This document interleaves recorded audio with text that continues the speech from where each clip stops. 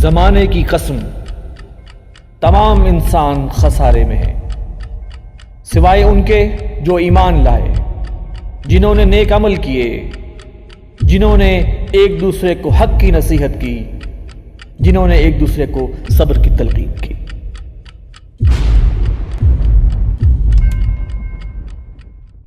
نحمدہ ونصلی علی رسولہ الکریم۔ محترم ناظرین، السلام علیکم ورحمۃ اللہ وبرکاتہ۔ زمانہ گواہ کے خصوصی پروگرام میں خوش آمدید۔ اس پروگرام کا عنوان ہے تنظیم اسلامی کا ماضی، حال اور مستقبل، اور اس پروگرام میں شریک گفتگو ہیں محترم جناب ڈاکٹر عبدالسمیع صاحب، صدر انجمن خدام القرآن فیصل آباد، خصوصی مشیر امیر تنظیم اسلامی اور بانی محترم ڈاکٹر اسرار احمد رحمۃ اللہ علیہ کے اولین شاگردوں میں سے ہیں۔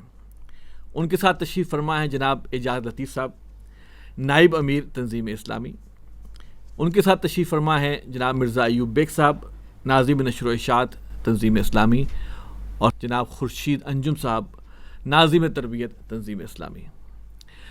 محترم ناظرین، جیسا کہ میں نے شروع میں عرض کر چکا ہوں کہ یہ ہمارا خصوصی پروگرام ہے، اور اس پروگرام میں انشاءاللہ تعالی ہم تنظیم اسلامی کی تاریخ 1975 سے لے کے آج تک اس پر ہم نظر ڈالیں گے، اور مستقبل کے حوالے سے بھی جو صورتحال آگے سامنے آئے گی تو اس پر تنظیم اسلامی کا کیا لائحہ عمل ہوگا، اس پر انشاءاللہ ہم اپنے پینل سے گفتگو کریں گے۔ ڈاکٹر عبدالسمیع صاحب، میرا پہلا سوال آپ سے ہے۔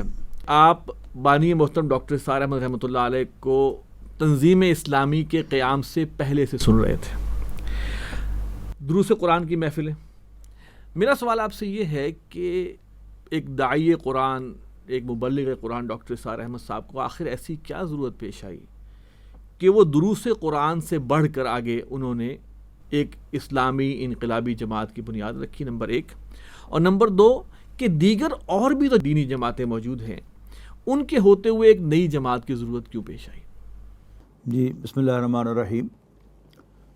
محترم ڈاکٹر اسرار احمد صاحب رحمہ اللہ تعالیٰ کا بڑا کلیئر موقف تھا کہ قرآن مجید پڑھنا پڑھانا اس کی اپنی ایک حیثیت ہے، یہ بھی ہماری ذمہ داریوں میں سے ہے، لیکن بحیثیت مسلمان وہ یہ سمجھتے تھے کہ اقامت دین کی جد و جہد بھی ہر مسلمان پر لازم ہے، اور وہ بہت واضح کہتے تھے کہ اقامت دین کی جد و جہد بھی ہر مسلمان پر لازم ہے، اس کے لیے کسی جماعت میں شامل ہونا بھی لازم ہے، اور اس کے لیے اپنا سب کچھ قربان کرنا اس جماعت کے امیر کے ہاتھ میں دے کر یہ بھی لازم ہے۔ اسی طرح ان کا بڑا ایک واضح موقف تھا کہ جب آپ کو یہ ذمہ داری یاد آ جائے اور آپ محسوس کریں کہ واقعی آپ کی ذمہ داری ہے، تو آپ کا فرض ہے کہ آپ اپنے گرد و نواح میں دیکھیں کہ اگر کوئی جماعت ایسی ہے کہ جو اس کے لیے کام کر رہی ہے اور اس کی قیادت سے بھی آپ مطمئن ہیں اور اس کے طریقہ کار پر بھی آپ کا انشراح ہے، تو آپ پر لازم ہے کہ آپ اس جماعت میں شامل ہو جائیں۔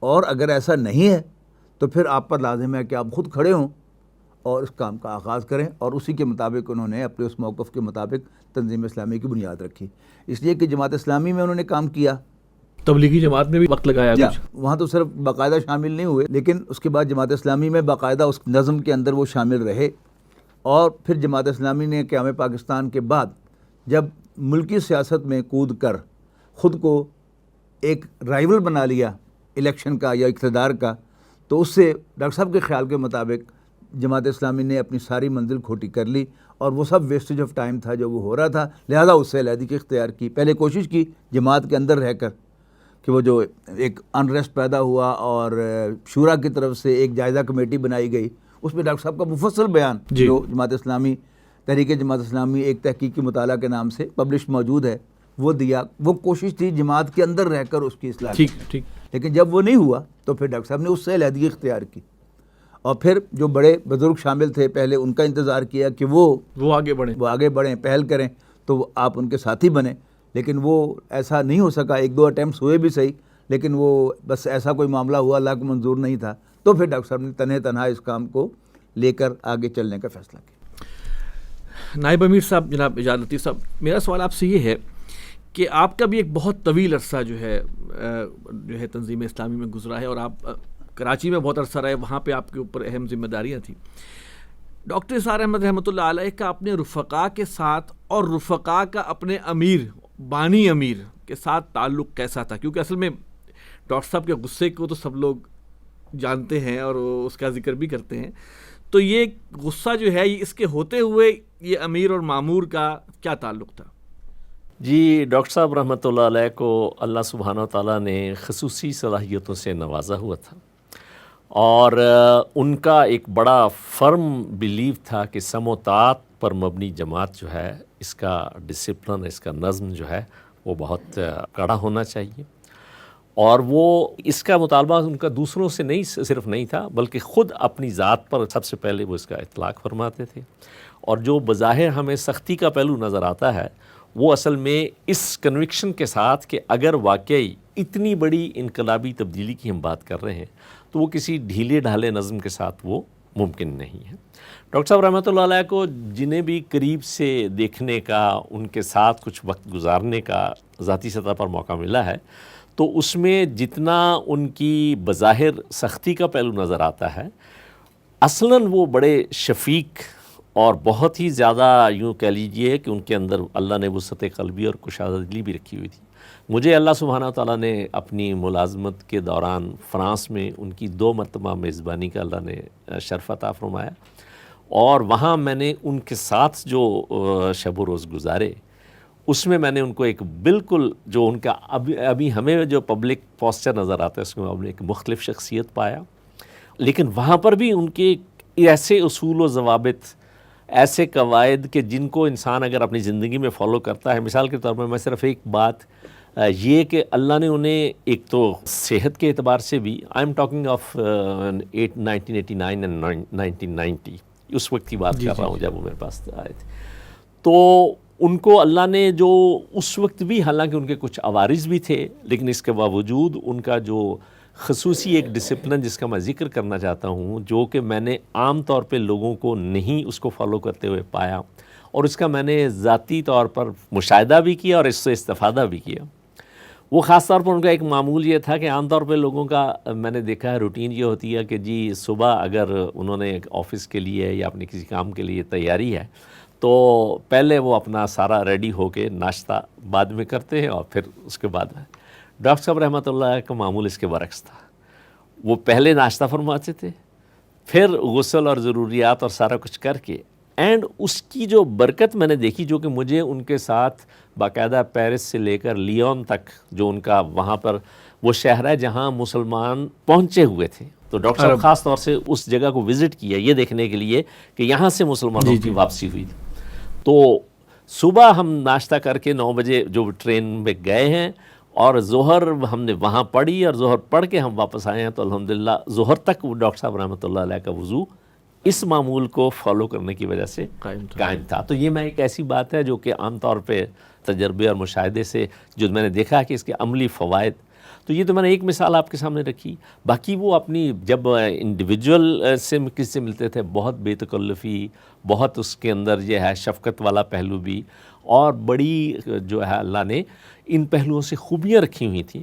تو یہ امتزاج سختی اور نرمی کا, یعنی کہ قواعد و ضوابط کے حوالے سے سختی, ہاں جی, لیکن باہمی تعلق کے حوالے سے نرمی, اور اس میں بعض اوقات مذاق بھی اور سارا کچھ. اچھا, اس میں جو ایک اہم بات آتی ہے, یہ میں اس میں کچھ ایڈ کروں, میں نے بڑی دلچسپ چیز نوٹ کی تھی ڈاکٹر صاحب کے مزاج میں, کہ جو شخص ڈاکٹر صاحب کے سامنے پہلی مرتبہ سفید بالوں کے ساتھ آیا, ڈاکٹر صاحب نے اس کو کبھی نہیں ڈانٹا.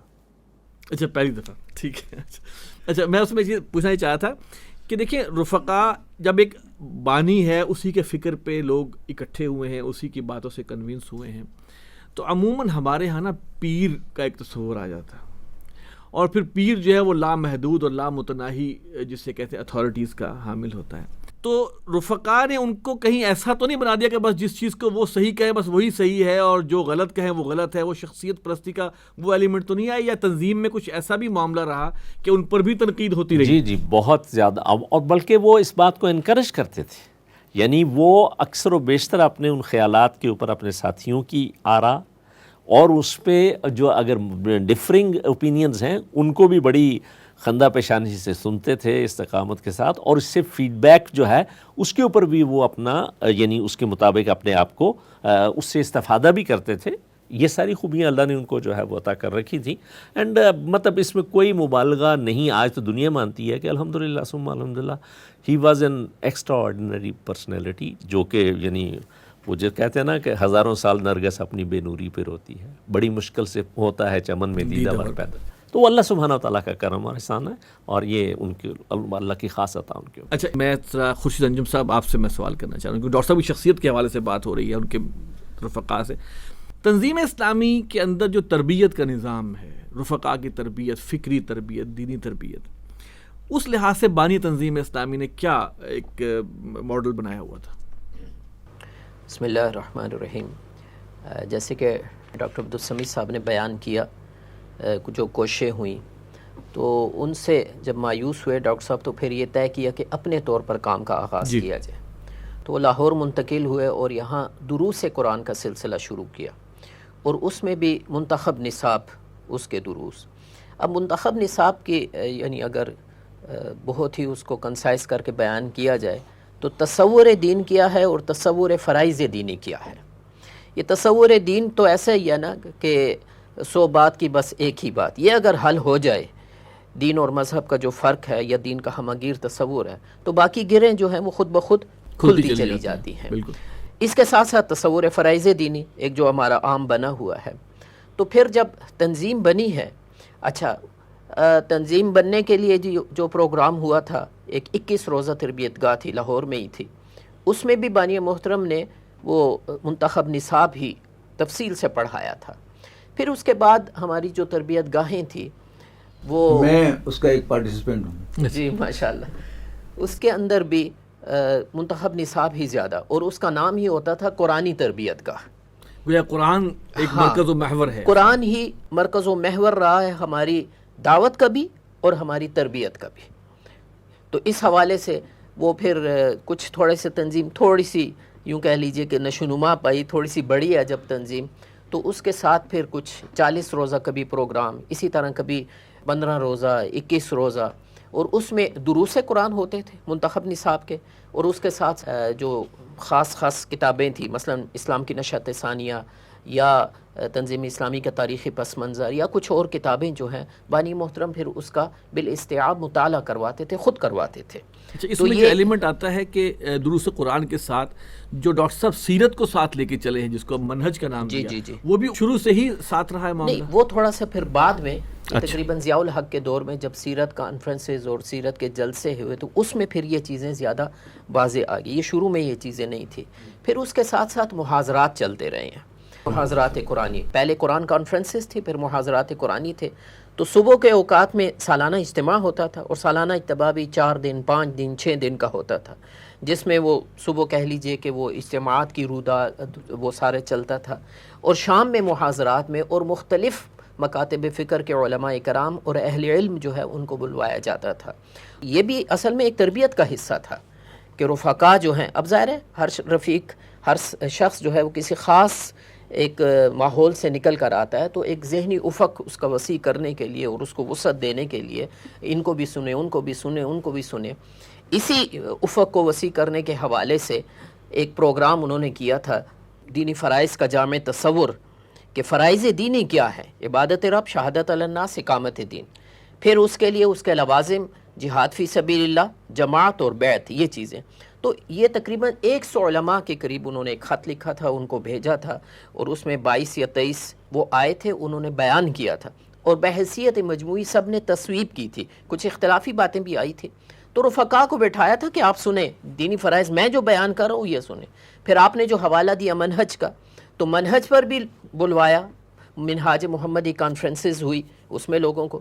تو یہ سب رفقا کے ایک تربیت کے حوالے سے تھا، تاکہ رفقا بھی جو ہیں وہ علی وجہ البصیرت جو جی ہے، یہی وہ جو لفظ آپ نے بولا ہے نا کہ وہ کوئی ایسے نہیں ہے کہ ڈاکٹر صاحب کی عقیدت کے اندر یا ان کی تقریر سے متاثر ہو کر یا خطابت سے متاثر ہو کر نہیں، آئیں سنیں، جو اختلافی بات ہے اس کو بھی سنیں.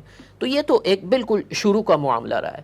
پھر بعد میں تقریباً 89 سے پھر یہ مبتدی اور ملتزم تربیتی کورس جو ہے یہ شروع ہوئے ہیں، اور اس کے اندر پھر ایک ترتیب کے ساتھ جو ہے اس میں بھی قرآن مجید کی دعوت، قرآن کا بنیادی چیز تو وہی ہے، ہے، وہ آپ یوں کہہ لیجئے محور یا ایکسس جو ہے وہ تو قرآن ہی ہے، اسی حوالے سے ہے. اور وہ قرآن جیسے منتخب نصاب کے حوالے سے میں نے کہا تو اصل تو وہی ہے کہ دین کیا ہے اور تصور دین کیا ہے. اور وہ چیز چلتی رہی ہے تا وقت کہ ڈاکٹر سارم رحمۃ اللہ علیہ نے امارت جو ہے وہ جی آگے منتقل کی. جی اس میں تھوڑا سا ایڈ کر دوں کہ منتخب نصاب کے 2 اسپیکٹ خورشید صاحب نے بیان فرمائے ہیں. میں اس کو ایک اور اسپیکٹ بھی دیکھتا ہوں منتخب نصاب کا، وہ ہے کہ یہ میں نے اس کو نام دیا ہے منتخب نصاب کو ٹورڈز انڈرسٹینڈنگ آف دا قرآن. اور میں نے ان سے شیئر بھی کیا تھا بانیہ محترم سے کہ جی میں نے منتخب نصاب کو یہ نام دیا تو بڑے خوش ہوئے تھے، انہوں نے اپروو بھی کیا تھا اس کو. اکثر رفقا کا اس کی طرف ذہن نہیں ہے کہ یہ منتخب نصاب جو ہے وہ تھرو اینڈ تھرو قرآن آپ کو قرآن مجید کے ساتھ اٹیچ کر دیتا ہے. یعنی قرآن مجید کو سمجھنے کے لیے جو ایک قرآن سیلف ایک سائنس ہے، جی جی، اور اس سائنس کے جو موٹے موٹے اصول اگر سمجھنے ہیں تو جو منتخب نصاب قرآنی سے صحیح معنوں میں سمجھ کر گزرتا ہے تو اس کے پاس وہ سکل، وہ کی ورڈز کے جن کے ذریعے سے بڑے بڑی چیزیں جو ہیں اس کا کھل جاتی ہیں. جی اس میں اضافہ کرنا چاہوں گا جی جی کہ پھر انہوں نے یہ تو منتخب نصاب نمبر 1 سے آپ کہہ لیں، پھر منتخب نصاب نمبر 2 جو اس وقت کتابی صورت میں بھی حزب اللہ کے اوصاف کے نام سے بانی محترم نے خود ہی اس کو پرنٹ کروایا تھا، یہ نام بھی انہوں نے خود رکھا تھا. اور وہ جو تحریکی مسائل ہیں، ایک تحریک کے اندر چلتے ہوئے جو مسائل آتے ہیں، اسی طرح امیر مامور کا کیا، نظم سے رخصت کا کیا معاملہ ہے، پھر رفقا کے اوصاف کیا ہیں، یہ ساری چیزیں تو 86 میں پھر اسی طرح ایک 21 روزہ تربیت گاہ تھی، اس میں بانی محترم نے فجر کے اندر، فجر کے دروس یعنی فجر کے بعد جو دروس ہوتے تھے اس کے اندر اس کو پڑھایا ہے باقاعدہ، اور پھر اس کے بعد وقتاً فوقتاً یہ ہوتے رہے. تو مختلف اسپیکٹس جو ہیں اور لیکن پوری طرح اس پر رہا معاملہ تربیت کے حوالے سے فکری اور نظریاتی جو بات ہے اور جو وہ حاوی رہی ہے. ایوب بیگ صاحب اب سب سے ٹرکی بات جو کہ آپ سے میں نے کرنی ہے، دیکھیے ڈاکٹر سارم رحمۃ اللہ علیہ کی شخصیت کے 2 نمایاں پہلو نظر آتے ہیں. ایک تو قرآن مجید کی جو خدمت ہوئی، دوسرا حالات حاضرہ پر ان کا انالیسس، تجزیہ، ایک نظریہ. میرا سوال آپ سے اس حوالے سے ہے کہ بانی تنظیم اسلامی کا قومی اور بین الاقوامی سیاست اور حالات کے لحاظ سے کیا طرز عمل اور نظریہ تھا؟ بسم اللہ الرحمن الرحیم.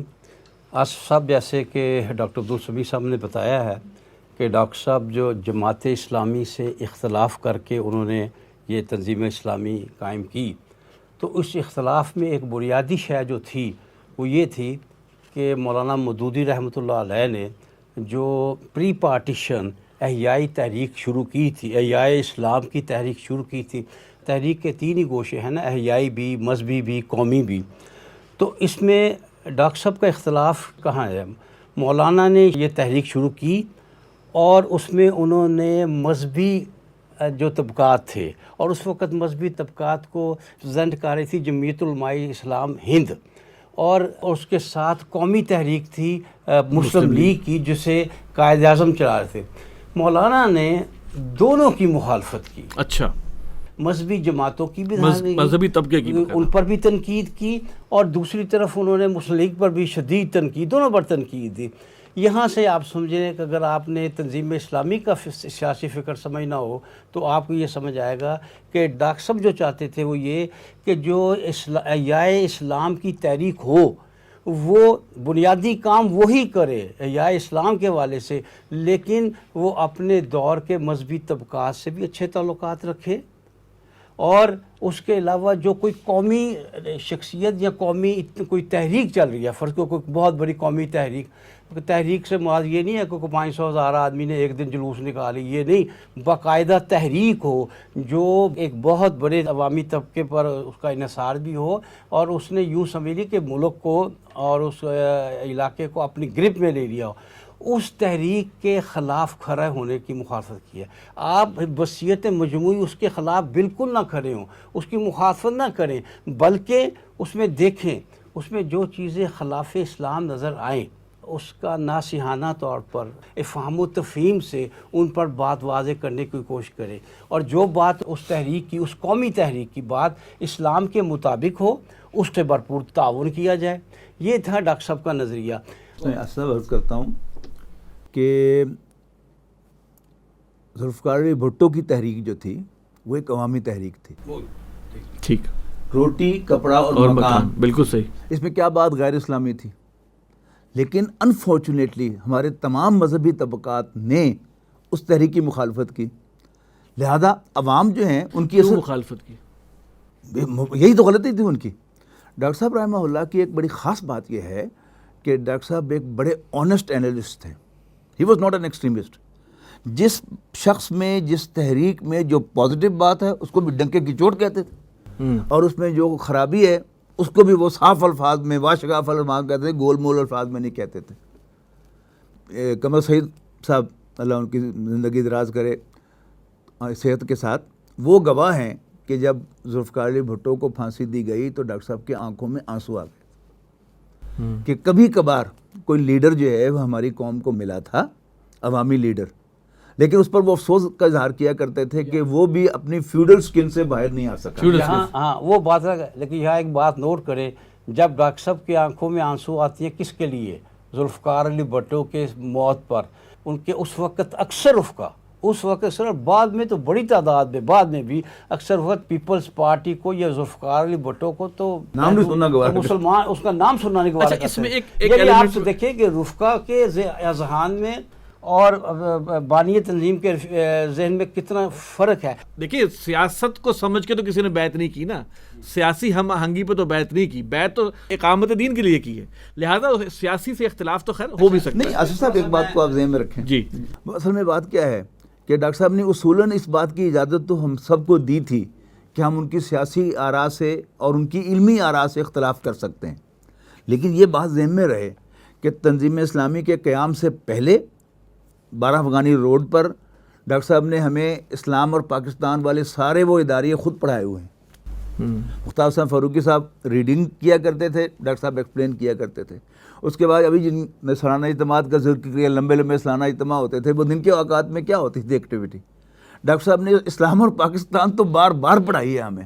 اس میں کیا ہے؟ ڈاکٹر صاحب کا وہ سیاسی تجزیہ، ڈاکٹر صاحب کا سیاسی ذہن، وہ اس میں کار فرما ہے، اور یہ بڑی اہم بات ہے۔ اچھا، یہ پڑھانے کا مقصد کیا ہوگا ڈاکٹر صاحب کا؟ میرا یعنی لوگ جو ہیں میری سیاسی آراء کو سمجھے، اختلاف پھر بھی کر سکتے ہیں۔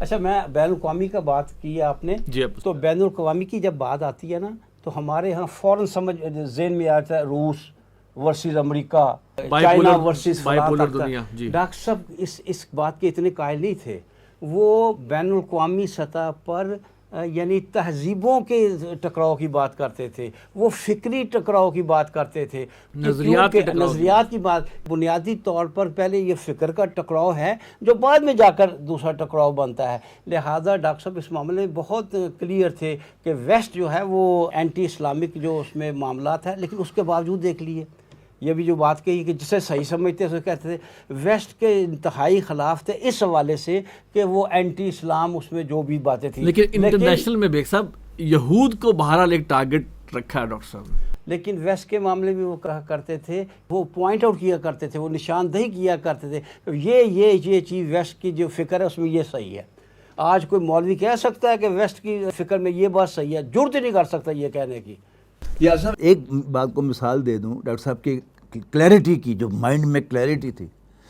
اب ڈاکٹر صاحب نے فرمایا کہ جیسے ایک انسان کا زندہ رہنا جی اور اس کا مسلمان ہونا یہ دو سیپریٹ ایشوز ہیں، ٹھیک، اسی طرح ایک ملک کا زندہ رہنا اٹس اے سیپریٹ ایشو، اور اس کا اسلامی نظام اس میں آ جانا، وہاں اللہ کے دین کی حکمرانی قائم ہونا it's a separate issue, don't mix them up. ان کا موقف یہ تھا کہ ہر صورت میں عوام کو سینس آف پارٹیسپیشن رہنا چاہیے ان دا گورنمنٹ، اور الیکشن ہوتے رہنے چاہیے پیریوڈیکلی، اور امریت کے خلاف۔ اور میں ڈانٹ بھی کھائی ہوئی ہوں ان سے، جب جنرل ضیاء الحق صاحب آئے انہوں نے پہلا خطاب کیا، اس میں کہا کہ جی میں الیکشن کرواؤں گا اور یہاں پر اسلام نافذ کروں گا، تو ڈاکٹر صاحب نے مساق میں بڑا زوردار اداریہ لکھا، تو میں نے ڈاکٹر صاحب سے کہا، میں نے کہا جی وہ تو اسلام کی بات کر رہے ہیں، ہم بھی وہی بات کر رہے ہیں، کہتے نہیں بس وہ اپنا کام کرے، الیکشن کروائے اور جائے۔ تو میں نے کہا جی اب الذین مکناہم فی الارض، اگر میں بچا تھا اس وقت تو الذین مکناہم فی الارض واقاموا الصلاۃ وآتوا الزکاۃ، تو یہ اس کو کرنا چاہیے. کہتے ہیں نہیں، اس کو تمکن ہوتا نہیں ہوا، وہ یوزر پر ہے. اچھا یہ تھوڑا سا آگے چلتے ہوئے، وقت کی قلت کا ہے معاملہ. بانی محترم نے اپنی امارت جو ہے وہ حافظ عاکف سعید صاحب کے حوالے کی، اور اس میں جو وجہ ہے وہ ان کی صحت کی خرابی اور بیان کیا گیا. میں صرف آپ سے سوال یہ کر رہا ہوں کہ اب ڈاکٹر صاحب کی ایک شخصیت، میں نے آپ سے سوال ہے، غصہ بھی، جذبات بھی، دبنگ تقریر بھی جسے ہم کہیں، اور حافظ عاکف سعید صاحب کی شخصیت ایک نرم، ایک حلیم انسان، اتنی بڑی شخصیت کی تبدیلی ہوئی امارت کے لحاظ سے. آپ کا کیا خیال ہے کہ رفقا نے اس کو کیسے لیا، اور آپ کیسے موازنہ کریں گے کہ یہ امیر کے لحاظ سے کیسا رہا؟ میں سمجھتا ہوں کہ ڈاکٹر صاحب استاد بھی تھے، تنظیم کے بانی بھی تھے، فکر دینے والے بھی تھے اور لے کر چلنے والے بھی تھے. لیکن جہاں تک فیصلوں کا تعلق ہے، عاکف سعید صاحب نے شورائیت کو جس مقام تک پہنچایا ہے، that is to his credit, کہ شورا میں، عاملہ میں کسی کو نہیں کبھی روکا. وہ چوتھی دفعہ آنا چاہے پوڈیم پر اپنی رائے بیان کرنے کے لیے، امینڈڈ رائے بیان کرنے کے لیے، کبھی نہیں روکا. وہ کہتے ہیں کہ اگر ایک آئٹم جو ہے وہ پورا ہوتا ہے، باقی 3 جو ہیں ایجنڈا آئٹم اگلے ہی شورا پہ جاتے ہیں، نو پرابلم، لیکن روکا نہیں کبھی کسی کو.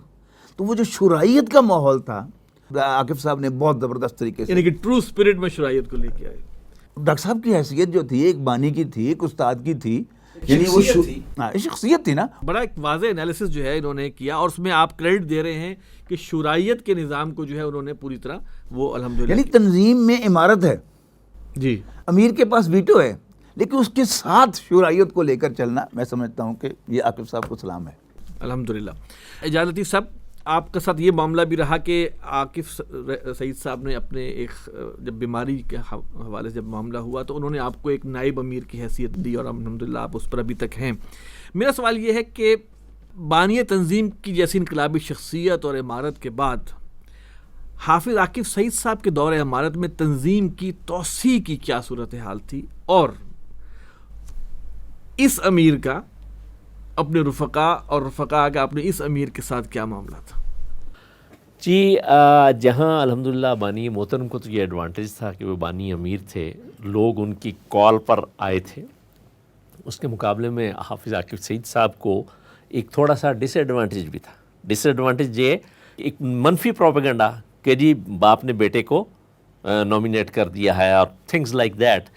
اور دوسری طرف یہ کہ جو ڈاکٹر صاحب رحمۃ اللہ علیہ کو اللہ نے ایک سپیکنگ پار دی تھی، ایک ان کے باڈی جسچرز، جس سے وہ اپنے کراؤڈ کو جو ہے وہ بالکل اپنے ساتھ، یعنی اور اس وجہ سے ان کی ایکسیپشنلی عام طور پہ لوگ 40-45 منٹ سے زیادہ کی گفتگو ہضم نہیں کر پاتے. He would speak for hours, 2-2 گھنٹے کے 3-3 گھنٹے کے lectures, and there is a pin drop silence and you don't see even people moving around. یا ہوتا ہے نا جی کہ بس کچھ سامنے شرکا اٹھ کے چلے گئے، سوال ہی نہیں پتہ ہی ہوتا. تو یہ کنٹراسٹ آپ نوٹ کریں.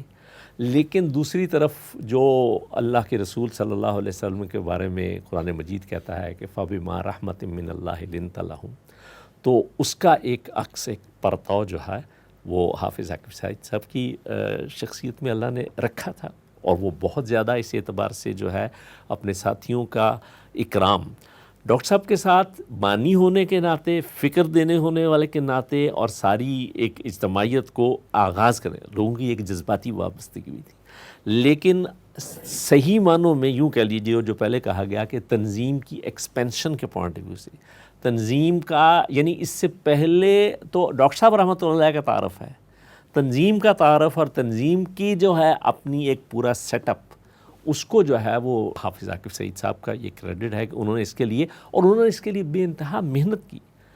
اور ایکچولی تو جتنا ان کو اس کے لیے ایگزرٹ کرنا پڑا، ultimately it taxed his health as well. اور جو بھی آخری ان کو یعنی دور عمارت میں ان کے صحت کے مسائل آئے، اس میں ایک بہت بڑا فیکٹر ان کا مسلسل ان چیزوں کے اوپر جو ہے جو ایفرٹ، محنت، اور اس میں انتھک ان کی کوشش جو ہے.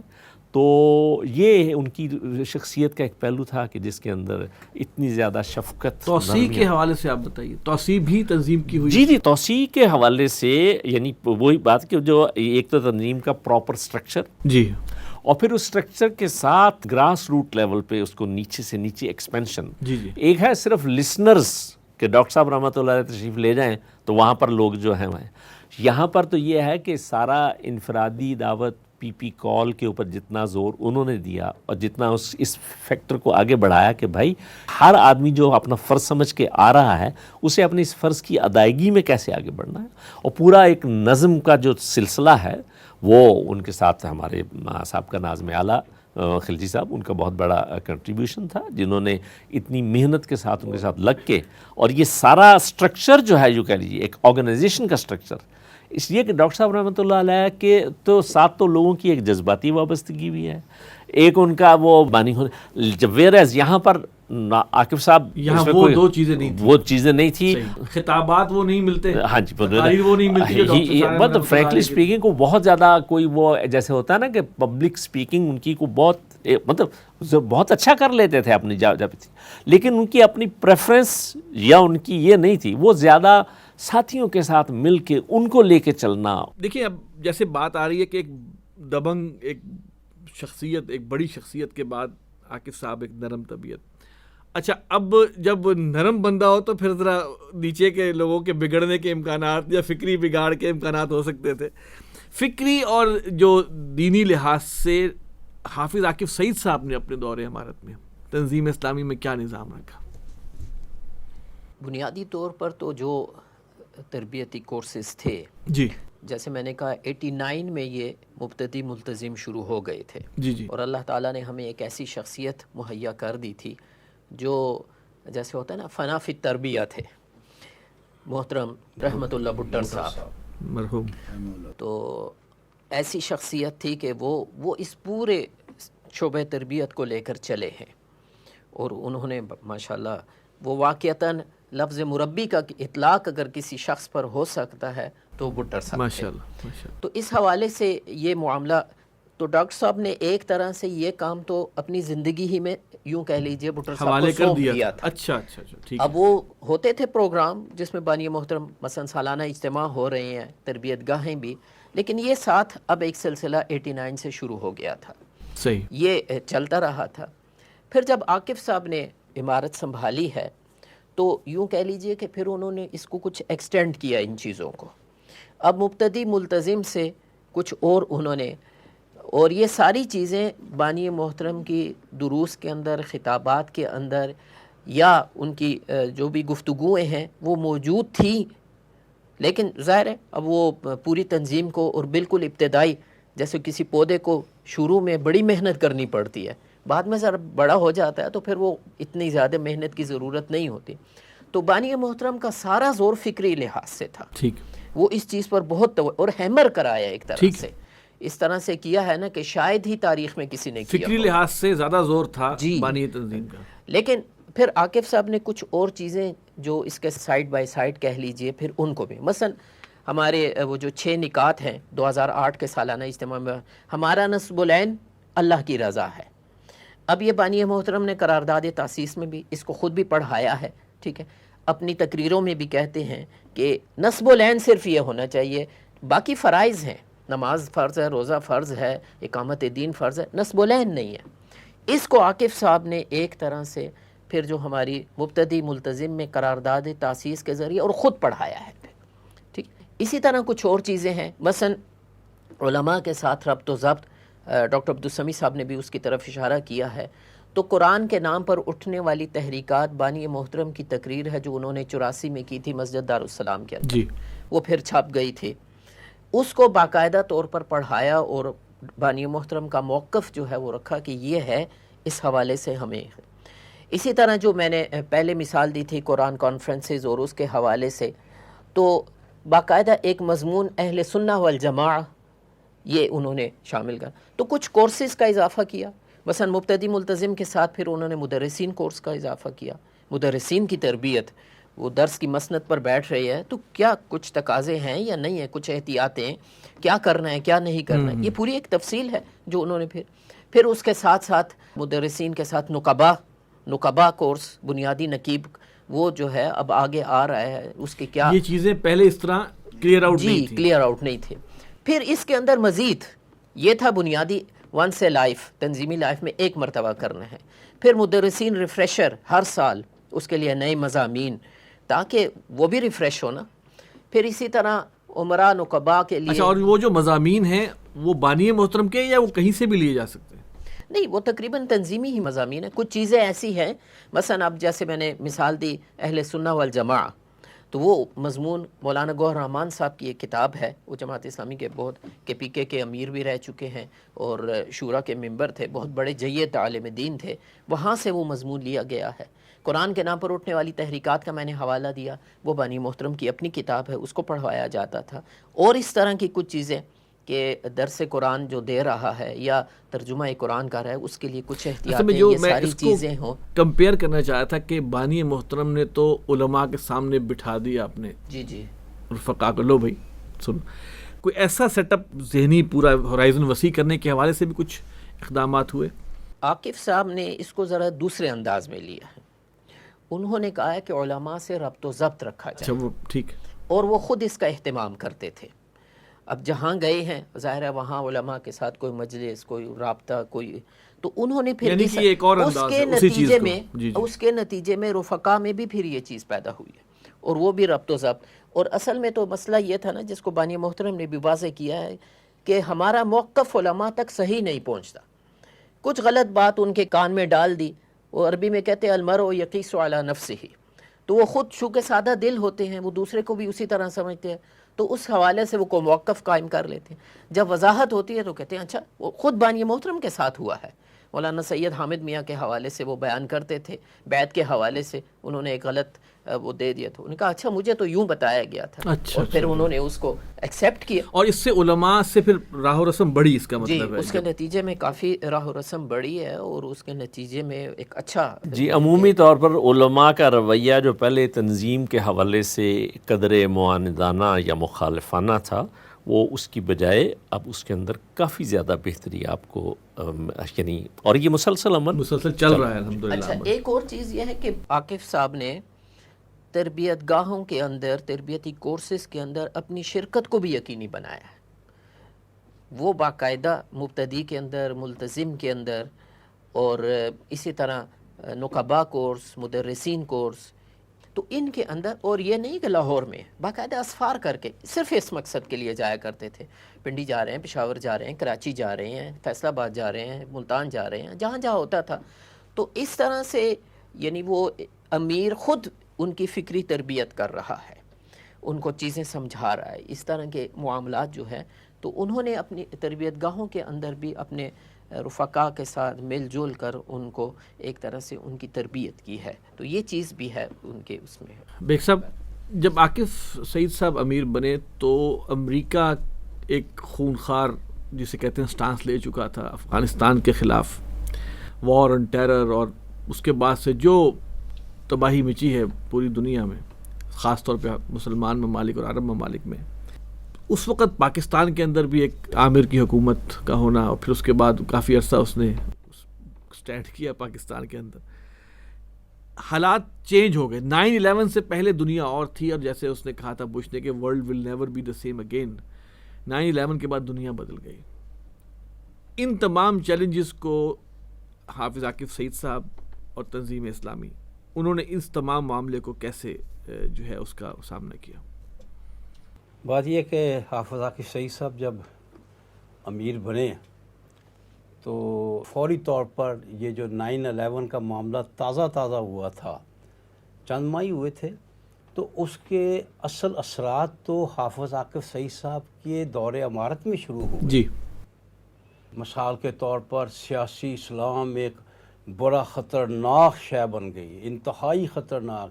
ہمارے بہت سے مذہبی رہنما سیاسی اسلام کا نام لینے سے گریز کرنے لگے، اور اب تک کرتے ہیں. بلکہ بعض تو اسلام اور سیاست کو ایک سمجھتے نہیں، معذرت کے ساتھ عرض کروں گا، اس میں بہت سمجھتے ہیں جبکہ نہیں ہے. تو حافظ عاقف سعید صاحب کو یوں کہیے کہ بڑا گرما گرم ماحول ملا آتے ہی. امریکہ خونخوار درندہ بنا ہوا تھا. فوری طور پر تو اس وقت امیر بانی محترمی تھے.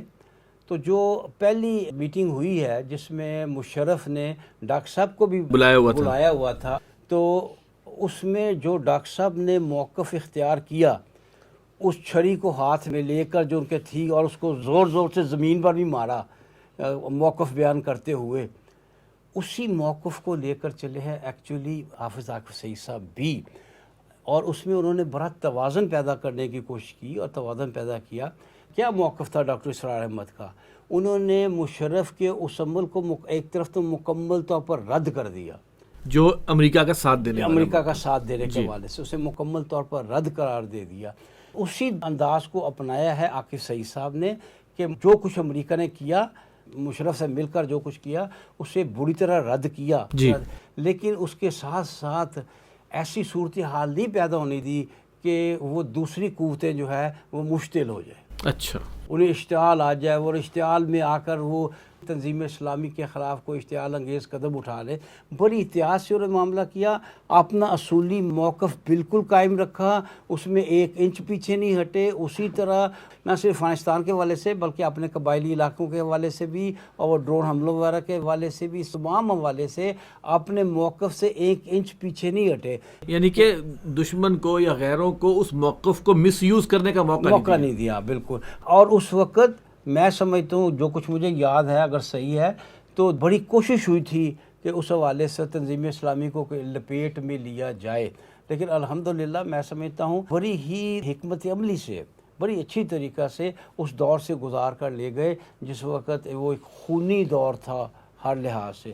اس کے علاوہ جو بہت بڑی بات میں سمجھتا ہوں ان کے دور میں ہوئی، جو سود کے خلاف مہم چلی نا، وہ اتنی پرزور تھی کہ میری اطلاعات کے مطابق گورنر اسٹیٹ بینک نے ایک خصوصی اجلاس بلا لیا تھا اس حوالے سے کہ یہ لوگ اٹھیں، اب خدا جانے کیا کر گزریں گے، کیونکہ ان کو تو وارہ نہ پہلے کھاتا تھا نہ آج کھاتا ہے کہ کوئی معیشت جو ہے وہ سود کے بغیر چلے۔ لہذا ایک خصوصی اجلاس ہوا تھا گورنر اسٹیٹ بینک کی صدارت میں، جس میں یہ سوچا گیا تھا کہ اس مہم کا تدارک کیسا کیا جائے۔ تو مجھے اچھی طرح یاد ہے کہ جماعت اسلامی کے ہمارے جو ساتھی ہیں انہوں نے بہت ہی اس کو اپریشیٹ کیا تھا، سود کی مہم کو، بلکہ یہ تک بات آئی تھی کہ ہم بھی اس معاملے میں کام کرنا چاہتے ہیں، اور اس کی اثر انگیزی بھی سامنے آ گئی تھی بہت سے حوالے سے۔ یقیناً حکومت جو ہے وہ جسے کہتے ہیں نا ہل جانے والی بات ہوئی تھی۔ اچھا میں خورشید صاحب آپ کو تھوڑا سا اس میں شامل کرنا چاہتا ہوں کہ دیکھیے حالات کیسے بھی ہوئے، سخت حالات جیسے بیگ صاحب فرما رہے ہیں، تنظیم کی فکر میں کوئی تبدیلی، کوئی جھکاؤ کسی طرف؟ دیکھیے جیسے کہ میں نے پہلے عرض کیا ہے کہ بانی محترم کا تو چونکہ ایک بہت ہی واضح اور بالکل پودے کو شروع سے نشوونما پروان چڑھانا اور ان کی فکر اور ان کے بہت واضح تھا یہ چیزیں، لیکن اس کے ساتھ ساتھ یہ تنظیمی طور پر فکری لحاظ سے ایک انداز ہے، انداز مختلف ہو سکتا ہے۔ بانی محترم کا آپ یوں کہہ لیجئے دبنگ انداز تھا، عاکف صاحب کا دھیما انداز تھا، اب اس میں تو فرق آئے گا، ٹھیک ہے، تو وہ ایک انداز رہا ہے۔ باقی ہمارے کورسز کے اندر وہی مضامین چلتے رہے ہیں، بھٹر صاحب ہی ان کو لے کر چلتے رہے ہیں۔ بھٹر صاحب تو بہت بعد میں پھر چونکہ اپنی علالت کی وجہ سے تو بھٹر صاحب ہی ان چیزوں کو لے کر چلتے رہے ہیں۔ پھر 2010 تک بانی محترم خود بھی حیات رہے ہیں اور وہ بھی ایک طرح سے دیکھ رہے تھے اس حوالے سے، تو وہ چیزیں جو ہیں وہ اسی طرح۔ البتہ اگر میں اس کو تھوڑا سا اس انداز سے واضح کروں، جیسے میں نے پہلے بھی کہا ہے، جیسے نصب العین کے حوالے سے یا کچھ حدود کے حوالے سے، تو کچھ چیزیں جو بانی محترم کی تقاریر میں تھی لیکن کچھ ڈارمنٹ تھی، عاکف صاحب ان کو لے کر سامنے آئے ہیں اور پھر ان چیزوں کو واضح کیا ہے، لیکن اس فکر کے تانے بانے میں سمو کر سارا کچھ یہ ہوا۔ ٹھیک ہوگی نائب امیر صاحب، میرا آپ سے سوال یہ ہے کہ اب ہم تھوڑا سا ہم آگے بڑھ رہے ہیں اور حافظ عاکف سعید صاحب نے کن وجوہات کی بنیاد پر جو ہے وہ تنظیم کی عمارت سے معذرت کی اور پھر کیا معاملہ ہوا، یہ تھوڑا سا ذرا بتائیے کہ ہمارے اب نئے امیر جو ہیں شجاع الدین شیخ صاحب، ان کی یہ سارا جو پروسیس ہوا عمارت کا، اس کو تھوڑا سا ذرا بریفلی بتا دیں، ٹائم تھوڑا سا کم ہو رہا ہے۔ جی، اصل میں ایسا ہے کہ حافظ عاکف سعید صاحب کی جو علالت کا سلسلہ ہے وہ یعنی پہلے اس کی اتنا واضح نہیں، لیکن ان کو لیٹ 2019 سے he was having difficulty particularly کچھ اپنے چیزوں کا استحضار کے حوالے سے، یادداشت کے حوالے سے، تو اسی حوالے سے اینڈ آف 2019 ان کی نیاب یعنی ان کو اسسٹنس پرووائڈ کرنے کے لیے میرا بھی اگرچہ میری کوئی اس میں ظاہر سی بات ہے کہ میں تو اپنا مالیات اور اس میں تھا، لیکن بہرحال ان کا قرعۂ انتخاب میرے نام آیا، تو اس وقت سے پھر مجھے ان کے ساتھ اسفار میں بھی دوروں میں بھی ان کی نیابت اور معاونت کا موقع ملا۔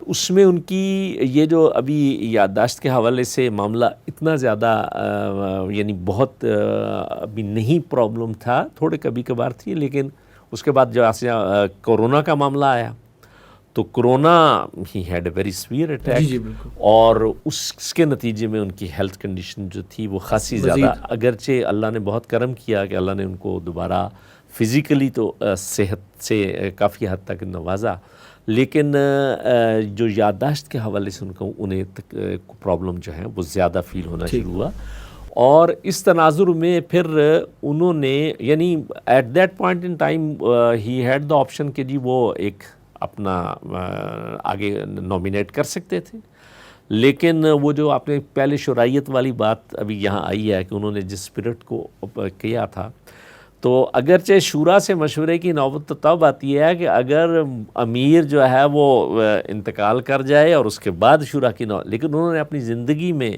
کہا کہ نہیں، یہ اس پروسیس کو ہمیں فالو کرنا ہے، اور ہمیں شورا کے مشورے سے یعنی جس پہ شورا کا زیادہ انشرح ہوگا اس کو میں اپنا اگلا امیر ہوں۔ تو اس پروسیس کے لیے انہوں نے پھر باقاعدہ ایک یہاں پر ساری شورا کا اجلاس بھی ہوا، اس میں آراء بھی لی گئیں، اور ان آراء کی میں جو ہے وہ نئے امیر جو شجاع الدین شیخ صاحب کے لیے، جو کہ بہت سارے لوگوں کے لیے حیران کن تھا، بلکہ لوگ تو یہ سمجھ رہے تھے کہ جناب جو نیگیٹو پروپیگنڈا کرنے والے ہیں کہ جی چونکہ انہوں نے تو ڈاکٹر صاحب رحمۃ اللہ علیہ نے یہ بھی موروثیت کا سلسلہ ہے، تو اب اگر عاقب صاحب کے بعد کوئی بنے گا تو ڈاکٹر صاحب کے بیٹوں میں سے ہی کوئی بنے گا، یہ بھی لوگ جو ہے توقع لگائے بیٹھے تھے، سب کچھ تھا، لیکن اس کے بالکل برعکس معاملہ، اور اس پر خود عاقب صاحب کو انشراح تھا، پھر انہوں نے شورا میں اسی کا باقاعدہ اناؤنسمنٹ کی، اور اس طریقے سے الحمدللہ عمارت یعنی اس بیت و سموتات والی اجتماعیت میں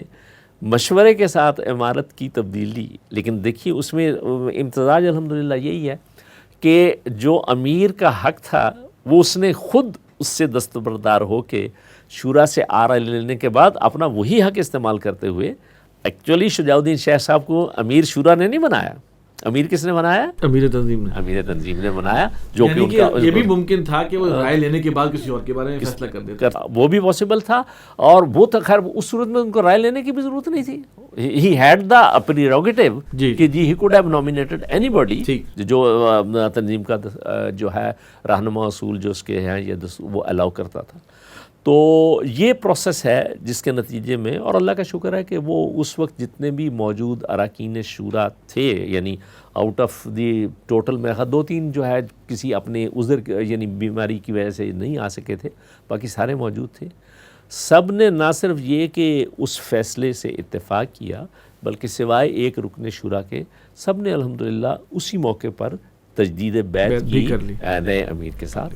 تو یہ اللہ کا لاکھ لاکھ شکر ہے، اور یہ مشورے کی برکت، اور یہ جو ہم نے جو بھی بیت و سموتات کا جو نظام اختیار کیا ہے اس کی برکات ہیں کہ کسی یعنی لوگوں کے خیال میں تو اس قسم کے موقع پر پتہ نہیں کیا کیا کتنے اصل میں جو منفعتیں دنیا داری کے ساتھ میں جب امیر جو یا کہیں اور کوئی لیڈر کو حاصل ہو جاتی ہے، تنظیم میں تو وہ کہیں پہ بھی نہیں کھڑی، یہاں پر تو بلکہ اپنے آپ کو اپنا خون ساتھ لگانا پڑتا ہے، بلکہ اس کے حوالے سے جو آپ نے پیچھے ایک سوال کیا تھا ڈاکٹر صاحب رحمۃ اللہ کے حوالے سے کہ ان کو لوگوں نے کیا پیر کی طرح پوچھتے تھے، آپ کی اطلاع کے لیے عرض کرتا ہوں کہ کراچی ان کا اکثر آنا جانا ہوتا تھا، کراچی ایئرپورٹ پہ ہمارے ایک ساتھی تھے جن کی وہیں پہ ڈیوٹی ہوتی تھی، he was the only person who used to receive him, اور اس کے بعد وہ گاڑی میں بیٹھ کے چلے جاتے تھے، ورنہ آپ دیکھیے کسی بھی یعنی رہنما کو وہ آ رہا ہو تو پھر اس کے کیا کچھ اس کے ساتھ ہو رہا ہوتا ہے، اور یہی کچھ الحمدللہ بعد میں بھی یعنی دونوں عمرہ جو ہیں ابھی تک۔ اس میں صرف ایک اضافہ کرنا چاہوں گا کہ جو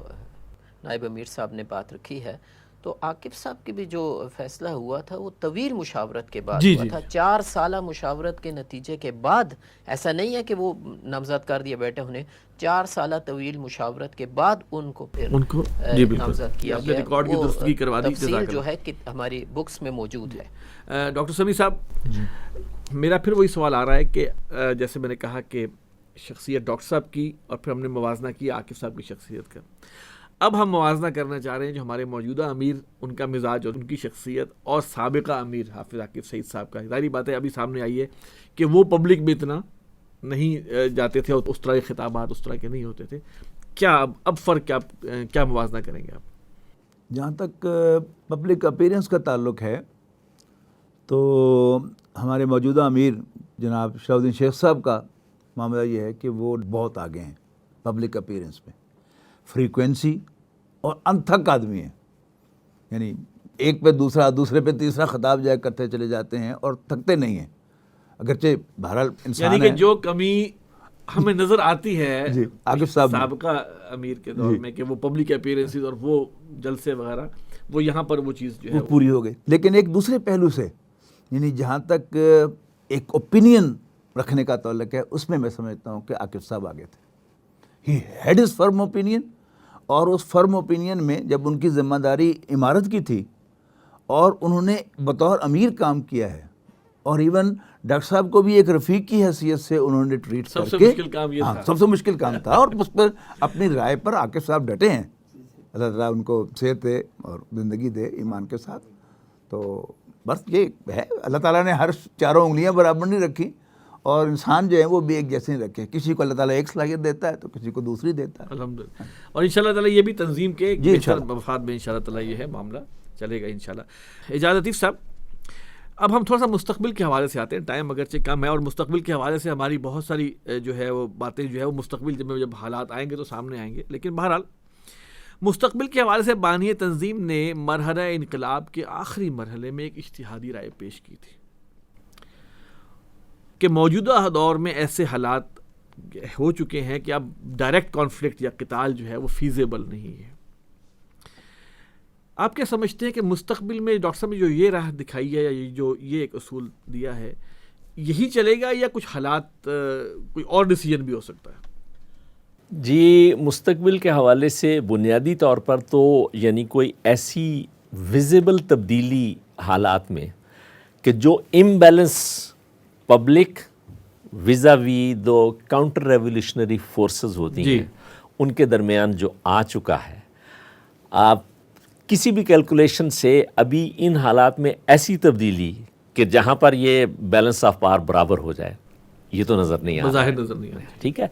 تو اس میں جو پرامن مزاحمت، اور پرامن مزاحمت میں جو آپ نے قتال والی بات کی ہے، قتال تو ہوتا ہے دو طرفہ. یہاں دو طرفہ نہیں، یک طرفہ، یعنی خود جاننے دینی ہے اپنے اس کاز کے حصول کے لیے، جی، لیکن بغیر کسی یعنی کاؤنٹر تشدد کے. یہ والا پہلو جو کفو ایدیکم جو ہمیں سبق وہاں پڑھایا گیا تھا، وہ سبق وہاں تو تھا کہ ایک خاص پیریڈ کے لیے، اور اس کے بعد اس کے برعکس جب اللہ نے طاقت دے دی تو جواب بھی دیا گیا. یہاں پر یہ معاملہ جو ہے اپنی جاننے دینے تک، until such times کہ چینج ٹیکس پلیس، اللہ کا دین غالب آتا ہے، ابھی تک اس میں کوئی تبدیلی کی ضرورت محسوس نہیں ہوتی ہے.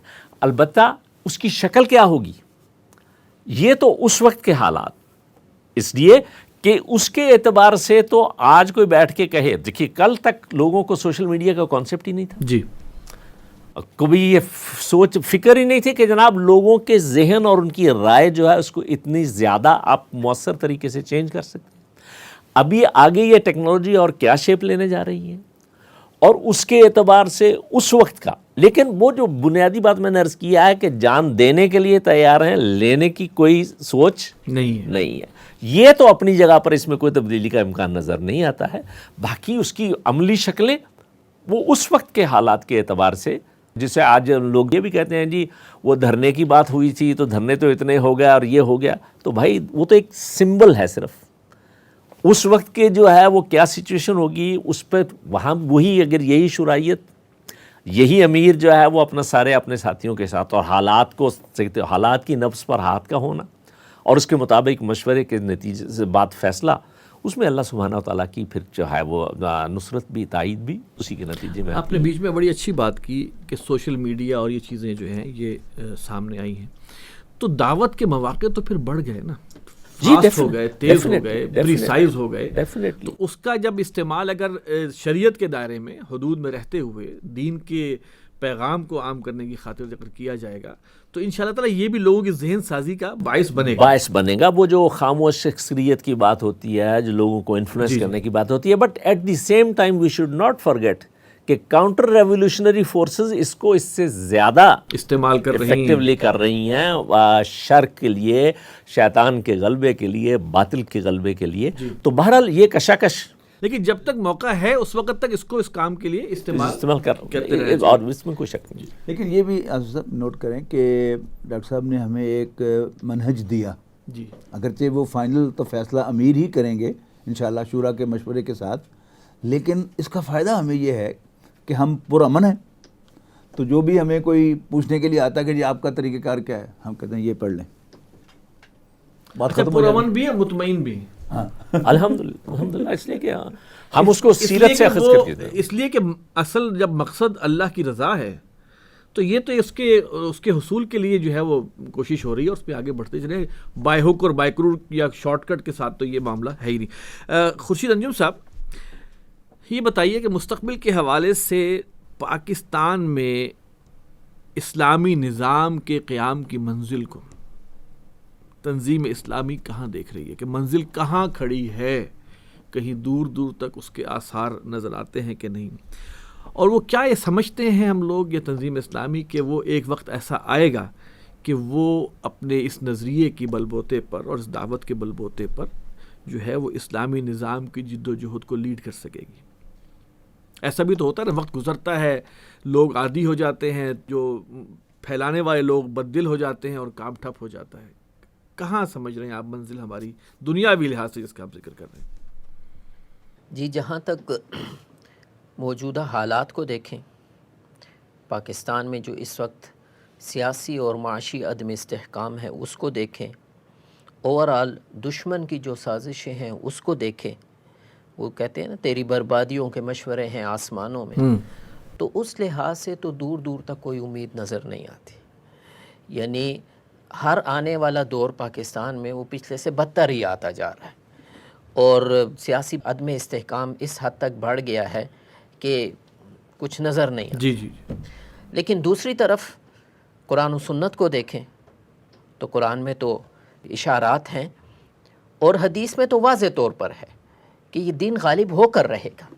ان اللہ زوالی الارض فرائیت مشارقہ و مغاربہ وان امتی سیبلغ ملکہا ما زوی علی منہا. میرے لیے اللہ کے پیغمبر فرما رہے ہیں میرے لیے دنیا کو سمیٹ دیا گیا ہے، زمین کو سمیٹ دیا گیا ہے، سکیڑ دیا گیا ہے، اور میں نے اس کے تمام مشارق اور مغارب دیکھ، اور میرے امت کا اقتدار وہاں تک پہنچے گا جہاں تک مجھے زمین سکیڑ کر بتا دی گئی ہے. اسی طرح بہت ساری احادیث ہیں. خلافت کے جو مراحل ہیں اس کے اندر دور نبوت ہے، حدیث طویل ہے، وقت کم ہے، پھر دور خلافت راشدہ ہے، پھر ملکن عاضن کاٹ کھانے والی ملوکیت، پھر ملکن جبرین، اور پھر خلافت کا نظام آئے گا. اب وہ ملکن جبرین جو بھی ہمارے ہاں رہی ہیں استعمار، اس کے بعد اب وہ دور آنے والا ہے.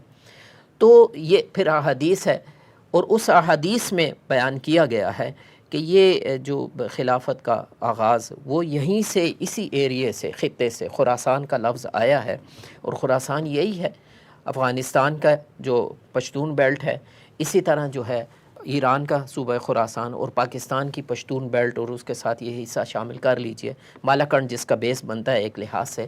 تو اس لحاظ سے تو یہ ہو کر رہے گا، یہ اللہ کے نبی صلی اللہ علیہ وسلم کی واضح پیشن گوئی ہے. پھر جو ایک احیائی عمل ہے، تو 400 سالہ جو ایک تجدیدی مساعی ہے، مجدد الفسانی سے جو سلسلہ شروع ہے، شاہ ولی اللہ رحمہ اللہ ان کا جو سلوگن یا نعرہ کہہ لیجئے فک و کل نظام، پھر اس کے بعد تحریک شہیدین، اور اس تحریک شہیدین کا جو وہ پاک اور مقدس خون تھا جو بالا کوٹ کی سرزمین میں جذب ہوا ہے، پھر یہ فصل جو ہے اس کی وجہ سے یہاں لہلہائی ہے. پھر یہاں پر شیخ الہند کی کوششیں، علامہ اقبال جیسی شخصیت، پھر ابوالکلام آزاد کی کوشش، وہ حکومت الہیہ، پھر مولانا مودودی اور جماعت اسلامی جس طرح سے، پھر بانی محترم اس مشعل کو لے کر اٹھے ہیں. تو یہ ایک وہ اولمپک مشعل یا اولمپک ٹارچ جو ہے وہ اس وقت یوں کہہ لیجئے کہ تنظیم اسلامی کے ہاتھ میں ہے. اور جس طرح سے تنظیم اسلامی، وہ ڈاکٹر صاحب کہا کرتے تھے کہ سلو تو ہے، سلو اینڈ اسٹڈی انشاءاللہ، اور ون دی ریس ہوگا، اسی طرح انشاءاللہ ہوگا.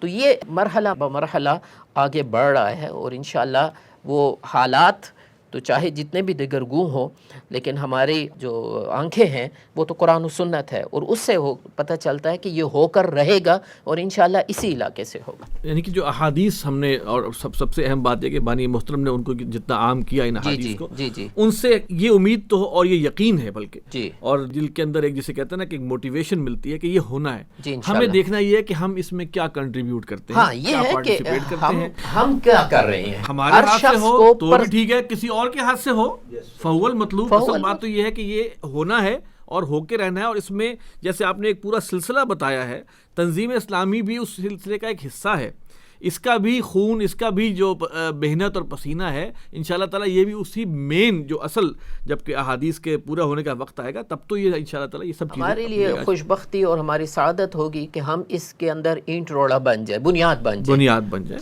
یہ ہمارے لیے سب سے بڑی بات ہے، کیونکہ اصل مقصد جو ہے وہ تو اخروی نجات ہے.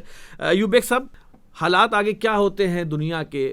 کچھ احادیث کی روشنی سے سامنے آتا ہے کہ گلوبل کیا معاملات ہوں گے، جنگیں، الملحمۃ العظمیٰ وغیرہ. آپ کا کیا خیال ہے، تنظیم اسلامی کا کیا قومی اور سیاسی موقف فیوچر کے حوالے سے ہونا چاہیے؟ دیکھیں، موقف کی بات بھی آ جاتی ہے. ابھی آپ نے ذکر کیا ہے ڈاکٹر صاحب کی اجتہادی رائے کے، وہ آخری مرحلے کے حوالے سے ڈاکٹر صاحب کی اجتہادی رائے تھی. دیکھیں، اجتہادی رائے جو ہوتی ہے ظاہر ہے کہ اس کے لیے کوئی ویژن، کوئی ذہن ہوگا تو رائے بنتی ہے نا.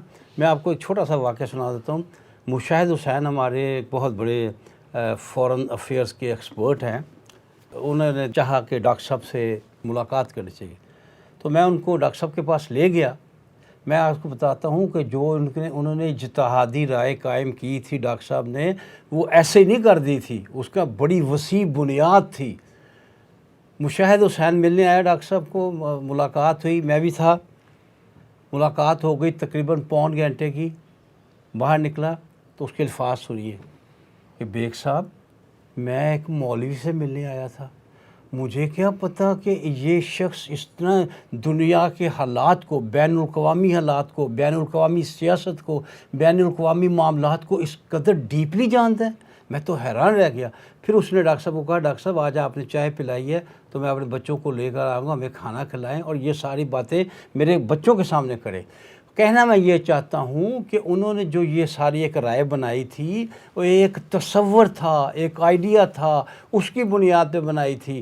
اچھا، میں عرض یہ کرنا چاہتا ہوں کہ چند سالوں سے، 6-7 سال سے جو مختلف دھرنے ہوئے ہیں، اور مختلف، کبھی عمران خان کا 126 کا دن دھرنا، کبھی مولانا فضل الرحمان کا دھرنا، کبھی بلاول بھٹو کا، بے نظیر کا بھی ایک ہوا. اس سے ذہن میں کچھ وسوسے پیدا ہونے شروع ہو گئے تھے کہ ہم نے بھی طے کیا ہوا ہے کہ وقت پہ گراؤ کا یا دھرنے کا، تو یہ جو حشر ہوا ہے، جو معاملات ان کو ہے، ہمارا کیا بنے گا، کیا ایک یہ وسوسے سے اٹھے تھے. لیکن بہرحال اب میرے ذہن کو اس معاملے میں کلیئر ہو گیا ہے. اگر صحیح معنوں میں عوام آپ کے ساتھ ہے، ایک دنیا اگر آپ کے ساتھ ہے، ایک دنیا سے مراد آپ کے ملک کے لوگ، آپ کی عوام اگر آپ کے ساتھ ہے، تو کوئی شے آپ کا راستہ نہیں روک سکتی. سب فوج بھی، F-16 بھی، ایٹم بم بھی پیچھے رہ سکتے ہیں. شرط یہ ہے کہ آپ نے ایک عوام کے بہت بڑے حصے کو اپنے ساتھ ملا لیا ہے، اور وہ آپ کے لیے کمیٹڈ لوگ ہیں، اور وہ اپنے مقصد کے لیے جان دینے کو تیار ہیں.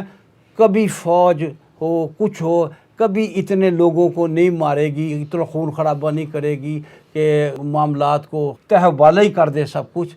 معلوم یہ ہوا ہے کہ اگر ہم اس قابل ہو جاتے ہیں کہ اپنی دعوت کے ذریعے اتنے لوگوں کو اپنا ہم خیال بنا لیتے ہیں، اتنا اپنا فکر دوسرے لوگوں کے اذہان میں راسخ کر دیتے ہیں، انہیں اپنی بات سمجھا دیتے ہیں، کوئی بڑی سے بڑی فوج اس کے راستے میں حائل نہیں ہو سکتی اگر آپ یہ طے کر لیں اور وہ لوگ طے کر لیں کہ آپ اگر ہمارے مقاصد کو کچلنا چاہتے ہیں، اگر آپ ہمارے ہدف کو ختم کرنا چاہتے ہیں تو اس سے پہلے آپ کو ہماری لاشوں سے گزرنا پڑے گا۔ گویا اب مزید جو پیغام کو پھیلانے کی مزید ضرورت ہے، قوم کو ایجوکیٹ کرنے کی مزید ضرورت ہے، لیکن سکیل بڑا چاہیے، سکیل بڑا چاہیے، سکیل بڑا چاہیے، آپ کا پوائنٹ یہ ہے۔